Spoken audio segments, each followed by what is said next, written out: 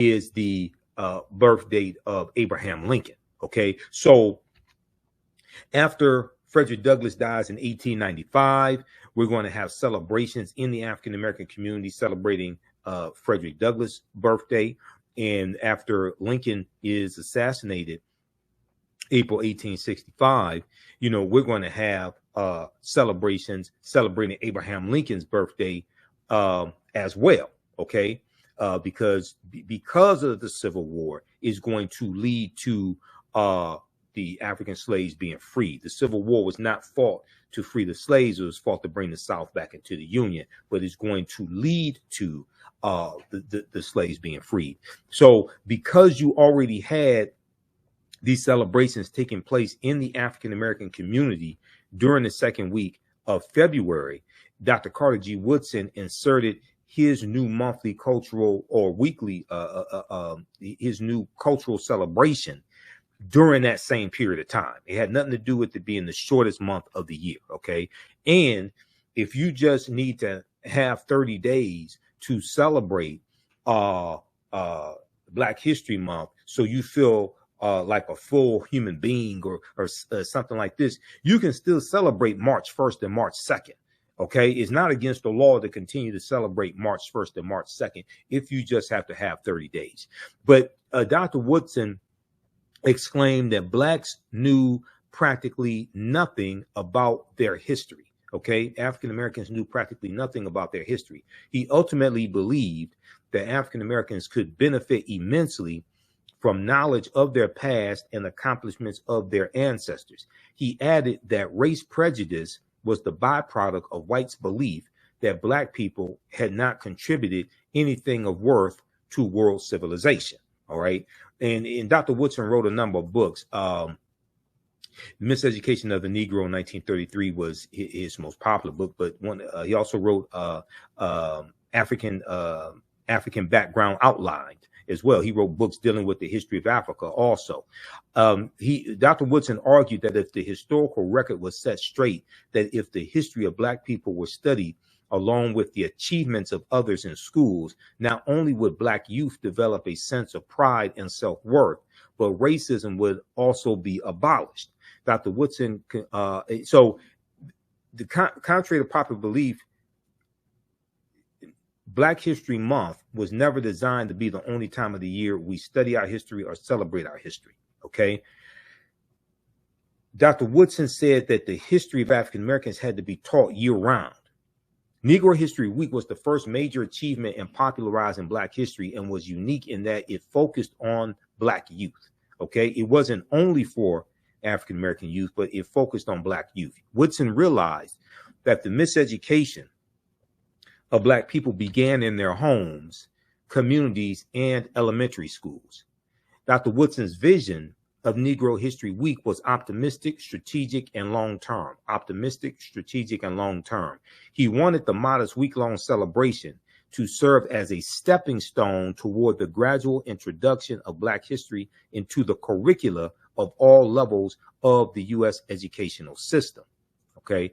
And he said that teachers needed to diligently prepare for the celebration months in advance as well. And he said Negro History Week should be a demonstration of what has been done in the study of the Negro during the year, and at the same time as a demonstration of greater things to be accomplished. He said this was in his instruction to school teachers. Okay. He said that a subject which receives attention 1 week out of the 36 will not mean much to anyone. Read Dr. Peril Dagbovie's fantastic book on Dr. Carter G. Woodson called Carter G. Woodson in Washington, D.C., the father of Black history. Okay, so there's a lot of just gross, total misunderstanding of African American History Month. And in the segment from the interview I did with historian Professor Manu Ampim, professor at Contra Costa College, Professor Manu Ampim talks about moving to African Heritage Month as well. And he talks about how a lot of African Americans are afraid of embracing African culture, African history. And he also has criticisms for ASALH today, Association for the Study of African American Life and History, which is the organization that Dr. Carter G. Woodson co-founded September 9th, 1915. Visit my website, AfricanHistoryNetwork.com, AfricanHistoryNetwork.com. You can register for this new 10-week online course. So we're going to teach this on Sundays, normally 4 p.m. Eastern Standard Time. We're running late today. So as soon as I finish this broadcast, I was going to start the class about 5:30 p.m. today. Because it's a holiday weekend, I'm going to do a quick introduction to the class so you could join us for that. Class is on sale, $80. You get 5 of my lectures free in digital download format, okay, when you register for this as well. Click right here, register here. You can do debit card, credit card, what have you. If you want to do it through Cash App, send it through our Cash App is here, $ the AHN show through Cash App. You click on the link. It takes you here. And if you send it through Cash App, follow it up with an email. You can email me through the website right here. Contact the African History Network at the top. If you send it through Cash App, follow up with an email. Let me know you sent the registration through Cash App. And this is our official Cash App account, $ the AHN show, SHOW. When you go to it, it'll say Michael. These are some fake African History Network Cash App accounts that have been stealing money from us. I'm still trying to get them shut down. Here's our PayPal link right here. Also, okay. So this is African empires, the Moors, and the transatlantic slave trade, 5000 BC to 1800 AD. Okay, so this is a new 10-week online course that I'm teaching. I've been teaching online history classes going back to 2017, and I put these classes together, put together the curriculum. There are about 200 slides in this class, 80 to 100 articles that we reference, 15 books. You don't have to buy any of the books. I'll show you screenshots of the book as well. The content is PG-13. You can use this with your children, okay? And it's very engaging. It is interactive also. There's a class chat, so you can ask me questions in the class also. You can see me, I can't see you, so you don't have to worry about that. Here's the interview, an excerpt of the interview I did March 31st, 2024 with historian Professor Manu Ampim. So when you talk about Dr. Carter G. Woodson in your book as well. And you in the broadcast that you did December 15th, 2023, you talked about how Dr. Carter G. Woodson is left out of the conversation dealing with African history, African culture, things of this nature. But his last 2 books dealt with African history. He had African history background, and then he was working on another one. But he also had a book on African folklore, African myths and folklore as well. Talk about Dr. Carter G. Woodson, who most of us know, co-founded the Association for the Study of Negro Life and History, September 9th, 1915. Created Negro History Week, second week in February 1926. Talk about his research in Africa, dealing with African history and culture. Yeah, that's one of the most important developments in the 20th century regarding African civilizations. Carter G. Woodson is very much omitted without justification from the focus and discussion on bringing African civilizations to the forefront. One of the things that Woodson did, I mean, he created his organization, the Association for the Study, at that time is called Negro Life and History. Now it's Association for the Study of African American Life and History. And Woodson began to do his work in the early 20th century. And when Woodson was around up until when he passed in 1950, his focus was increasingly on African civilizations. But from the time that Woodson led the charge to make the focus on history of Black people front and center, when he created the week in the second week of February 1926, Africa had always been a central component for Woodson. So and he's left out. So a couple of things that folks should know. He wrote several books on Africa. You mentioned Right. African myths and folktales. That was one. The last two books he wrote was African Heroes and Heroines, and the last book is the African Background Outline. That was Right. the last two books. Not only that, but the last three articles written by the great scholar who passed in 1950. The Right. last three articles written by Woodson was a article series simply called Egypt, a 3-part series, and it was called Egypt because for Woodson the mission was to bring back the missing pages, the missing chapters, and the missing volumes of the Black contribution to U.S. and world history.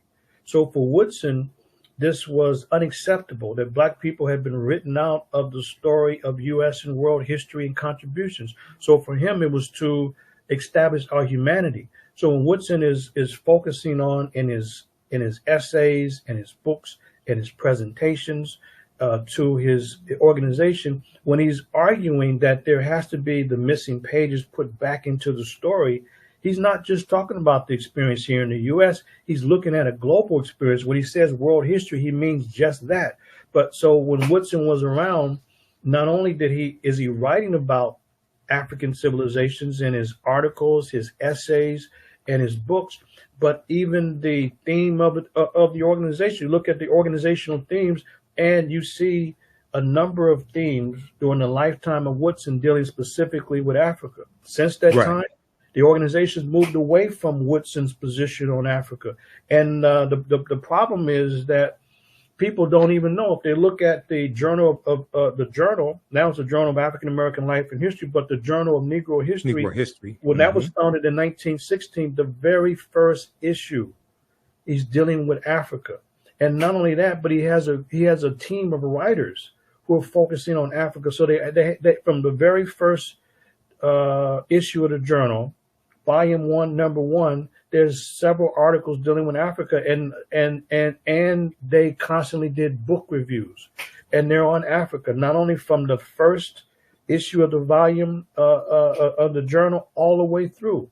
But not only that, but even the bulletin. Later on, they created the bulletin of then it was called Bulletin of Negro History. Now it's a Bulletin of the Black History Bulletin. But in 1937, the very first issue, Woodson, as the editor, he has a big old picture of Africa on page 6, a big old picture on the very first issue. And in fact, all the way through, there is focus on Africa, and this gets left out of the scholarly discussion. And when scholars are looking at the Black history movement, they leave out Woodson and his unique focus on African civilizations. Like, for example, let me just give one example of what gets left out. So in March of 1939, the so-called Negro History Bulletin, which was designed and focused on for teachers, so that teachers can teach the students, this is what Woodson wrote.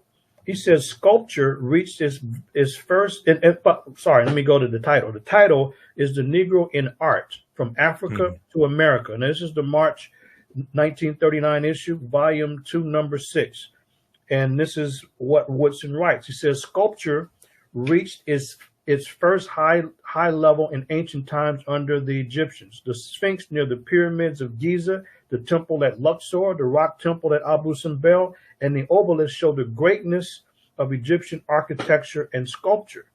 And so he's claiming Egypt or Kemet as an African civilization, but he's writing articles all the way through. He's reviewing books like Lorenzo Turner on Africanisms in the Gullah dialect, and Woodson's reviewing the books like that because Africa was front and center for Woodson. There's not a time that Woodson was not writing articles and or books about Africa, or his organization having themes dealing specifically with Africa. What Osla has done, and you mentioned Darrell Scott, he's one of the last persons defending Woodson when Woodson said that self-publishing is self-defense. And so what the organization has done, they've left out Woodson's work on Africa not because it's not there, because they're uncomfortable. So Professor Scott, Dr. Scott, he was arguing that how in the world could you disregard the work of Woodson when he established in 1922 Associated Publishers? He said that Associated Publishers Inc. Yep, the publishing company. 1922. Yep. And so the thing is that Woodson said that nobody can edit and change your work if you're publishing yourself. So that's why for him, he can say whatever he wanted to say. Like you had the great book there, The Miseducation. He was able to say what he wanted to say, when he wanted to say it, and who he wanted to say it to. But what the organization did is decide to disrespect the tradition, disrespect Woodson. And now if you want to get the journal, you got to go through the University of Chicago. And Dr. Scott was one of the last battlers to say, this doesn't make sense. This is not Woodson. This is not Woodson's tradition. But guess what? Those folks are the one, and they may be listening. So what? Challenge the evidence. They're the ones uncomfortable with Africa. That's why they. I get that impression. I get that impression that many of them are uncomfortable with Africa. They're uncomfortable with Africa, and that's why they would rather give up independence against Woodson's position and give the publication to the University of Chicago. So, folks, if you want to get the journal of what's now called a Journal of African American History, or get the back issues of the Journal of Negro History, you got to go through the big mainstream institution, University of Chicago Press, and not through the Association for the Study of African American Life and History, because those professionals who have the money and the resources to remain independent, but they don't have the orientation. So they disrespect Woodson and they disrespect his tradition. There's no defense to it. So kudos to the guest you had on, because Brother Dr. Scott. Daryl Scott, he's one of the last ones fighting to try to keep a respectful focus on Woodson's vision. So not only has the organization give up the independent publishing apparatus, but they've abandoned Africa. And you look at the theme. Now everything is African American. There's nothing wrong with that. But look, Brother Michael, here's how we do it in the Woodson tradition. And I have some of the themes. Go ahead, keep talking, because we got some of the themes. Because there's been a theme. There's been an annual theme for Black History Month, Negro History Week, African American History Month since 1928. Okay, and Dr. Woodson picked these themes. He died in 1950. Go ahead, and then we're going to go over a few of these themes that dealt with Africa, because most African Americans don't know there's been an annual theme for Black History Month. When I do my presentations on African American History Month, I said we don't have to keep recycling the same 15 to 20 sanitized Negroes every year. We don't understand how powerful this monthly cultural celebration is and why it was actually created. Go ahead. Yeah, as a matter of fact, to that list, we'll also put 1972 on that list: African art, music, literature, and a valuable cultural experience. But look, I'm glad you have that there, because this is new information that gets omitted. So if we look at the focus of the annual themes, Africa's front and center, because when Woodson said that the goal was to put back in the missing pages of world history, what the hell do you think they was talking about? World history is talking about Africa. So that's why you have African themes. And the last African theme was really 1992, because and it was because of the great work of Van Sertima and others who challenged and exposed Columbus. And that's about it since that time. But everything's been just okay. Now here's what we do in the tradition of Woodson. Two important things I want people to know. Number one, in the current theme by Asala, and they set the national theme for those that follow them. This year is African Americans and labor. So we changed it. It's we have ours was the classical African contributions in art from Africa to the Americas. Because for us, there's no way to separate the Black experience in the Americas from the African background and origin. And so whenever they have a theme only focusing on African American, we add the African component to it every single time. But so they have African Americans in the arts. That's okay, but it's not in the Woodsonian tradition. The Woodsonian tradition would be the achievements in art in Africa and the Americas. That's why I read this this article he wrote, The Negro in Art from Africa to America. That's in the Woodsonian tradition. And but the people are not comfortable with Africa. And like the great Kwame Ture said, if you start your history in slavery, the best you can be is a good slave. And that's what we're dealing with now. We have people that have disrespected Woodson, and they have only focused on African American because that's what they're comfortable with. So that's one issue to be aware of. The other issue is that it should be properly called. If we're following Woodson's direction and his leadership and his insight, it should be called African Heritage Month, because that's what we're focusing on, African heritage. When people say Black History Month, to them, it means to focus on issues of struggle, of how Black people overcome slavery, escape slavery, or how they got their ass kicked by the police or something like that. And what Woodson was concerned about after the celebration was founded in 1926, if we see Woodson in the 1930s, he's criticizing at that time what was being done, always talking about something negative in Black people. He said, look, we have to assert our humanity. We have to look at Black contributions, achievements, and contributions in the world, and not always associate Black people with a problem. This is why Woodson focused on it as a celebration. And he's embracing Africa. They had plays, they had all kind of skits, plays, all kind of things, important information about contributions, because Woodson understood that we had to assert our humanity and use at least some time of the year to focus on our unique achievements, accomplishments, and contributions in the world. And this is why he continues to embrace Africa. So as he's learning more, he's writing more about it. But what's happened is that people are more and more, they're uncomfortable with Africa. They leave out Woodson's focus on Africa. So when they say Black History Month, it means really, as some of us would say, it's a Negro version where you're only dealing with safe folks who are only, you can only talk about them if they're fighting against slavery or during the civil rights or human rights era, which are great struggles, but it's very limited in scope. And so African Heritage Month means that we have to embrace Africa as we look at the overall Black contributions. This is why at our college, we've always had themes that associate the celebration. That's what we have with Africa and our experience in the Americas. And we tell folks that we do not endorse all of the negativity you all want to bring in February, because this is a chance for us to assert our humanity.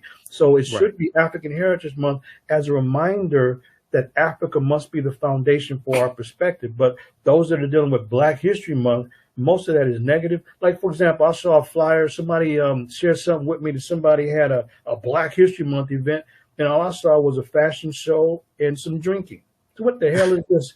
This is a Black History Month event. You know what I mean? Because it ain't got nothing to do with Africa, and it's got nothing to do with contributions to humanity. So, Brother Michael, what's important is that we reteach and re-educate it, even the informed community, the so-called, whatever they call it, the conscious community, to shift, because this is the only way in which we can take back the focus created by Woodson and separate it from all this craziness and make sure that we define it as African Heritage Month and force people to have positive events that embrace our unique contributions to humanity, which I lay out in my book. I have a whole section on these contributions in math, medicine, architecture, social organization, medicine, you name it. And these contributions must be front and center. And this is what the concern was of Woodson, as he was criticizing those folks that only focused on problems and not the contributions of Black people.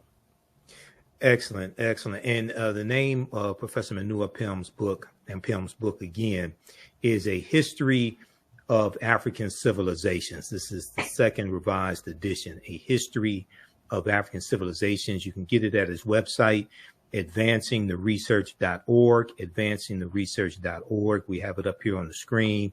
We're going to put the link again here in the thread of the broadcast. Please support this brother. Order his book today. This is great reading material, great material to use with your children. I'm going to pull this back up, this slide I have, because this is a slide from my African American History Month presentations. And this is research I did years ago. If we just look at some of the themes, now there's been an annual theme since 1928. And if you go to Asalah's website, asalah.org, asalh.org, they have all the themes going back to 1928, annual themes. 1928, civilization, a world achievement. 1933, Ethiopia meets era in truth. 1935, the Negro achievements in Africa. 1936, African background outlined. Now, we know Dr. Woodson died in 1950, but 1960, the annual theme was strengthening America through education in Negro history and African culture. I don't understand how you deal with Negro history and African culture, but okay. This is 1960. But in 1971, African civilization and culture, a worthy historical background. And then we know let me see, I have Asalah's website up here right now. We know in, let's see, 1992, you talked about African roots, experience new worlds, pre-Columbus to spatial exploration. So that was the 500-year commemoration of Columbus setting sail on his first voyage. 1987, Afro-Americans and the Constitution from colonial times to the present, etc. Go ahead and talk about that for a minute. Then I have the article that I was looking for from the New York Times that talks about Brazil and South America. Yeah, these themes, it clearly shows Woodson's consistent and well-rounded focus on Africa. And as you mentioned, he passed in 1950. So when the themes continued in 1960, 1971, 1972, it's because these are people that was still around that he was mentoring and influenced. But as time has gone on, they've separated. I'm talking about the organization from Woodson's focus on Africa, and the community and the public has fallen into this, unfortunately, of separating Woodson from Africa and separating his scholarship from Africa, because Woodson more and more was focusing on Egypt, Ethiopia. I mean, I can read so many different articles and statements that he made about Ethiopia as the forerunner of Kemet. He says that Ethiopia, which came first, it was the forerunner. And his book, Ethiopia and Kush, Abyssinia, the grandmother. Yes. Mm-hmm. He's talking about that, and he's mentioning in his book, the African, the Negro in our history. This is when in 1922, this is when he starts to focus on this. And the Negro in our history, this was the definitive textbook for decades until John Hope Franklin wrote his book. But before John Hope Franklin's book, From Slavery to Freedom, Woodson's book, the Negro in our history, was the standard text. And so every aspect of his work, including the organization, you see it through the themes. You see Woodson's influence on Africa. But Brother Michael, we would never know that today if you read and listen to these scholars today. It ain't that the evidence is hard to find. Like you say, anybody can go to Oslo's website and see the themes and see the other publications. It's not difficult, but of course, now you got to go to the University of Chicago. You can get some of these early volumes and get the articles on. So this is why it was important for me in the second revised edition. This is why it was important for me to expand the second edition and include a chapter on Woodson to blow up the myths and misinformation that is across the board. I mean, people who've read a lot, they know about the miseducation of the Negro, but there's a lot of other crucial and critical things that are not known about Woodson because we haven't read deeply enough, and scholars have carefully omitted Woodson's work on Africa. And that's why it's very important for me to get this information out. And when I've been doing presentations, people have been very surprised. Like for example, to show you Woodson's work, as he's the editor of the journal, so Journal of Negro History, Volume 1, Number 1, January 1916. Look, they have the first issue. This is what was impressive about Woodson. He wasn't writing alone. He had a team of writers that was making this contribution. So Monroe wrote a piece called The Passing Tradition and the African Civilization. This is the very first issue. And then there's Stafford, who wrote a book, The Mind of the African Negro, Africans, as reflected in this Proverbs.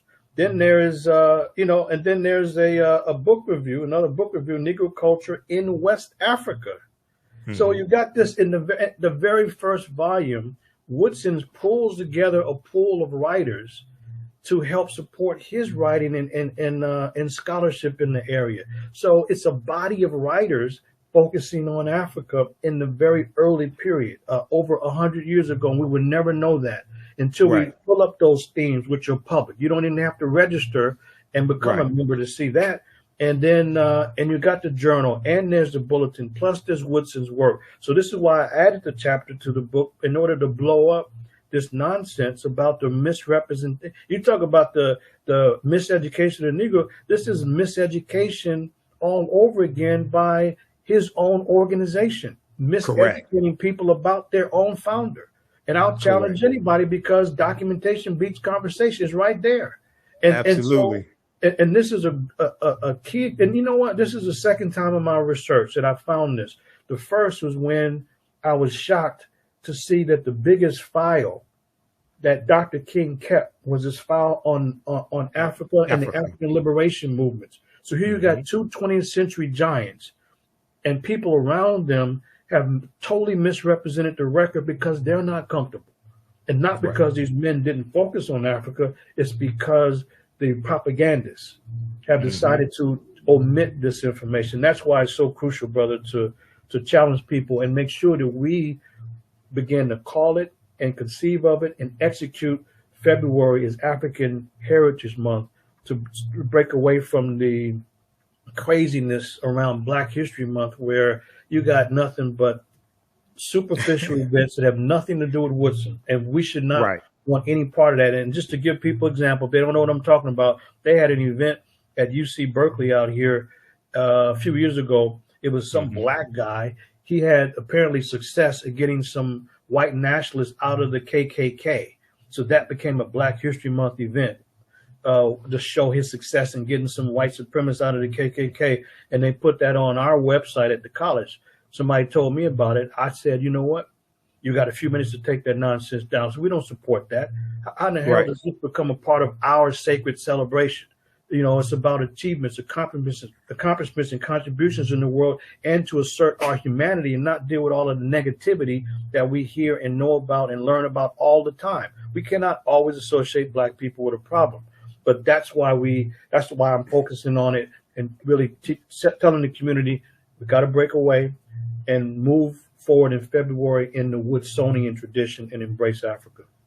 Exactly. And just so people know, Dr. Woodson chose the second week in February, not because February is the shortest month of the year, but because it contains the birth dates of Abraham Lincoln and Frederick Douglass, the assumed birth date of Douglass. Douglass didn't know his exact birth date, so he took the birth date of February 14th.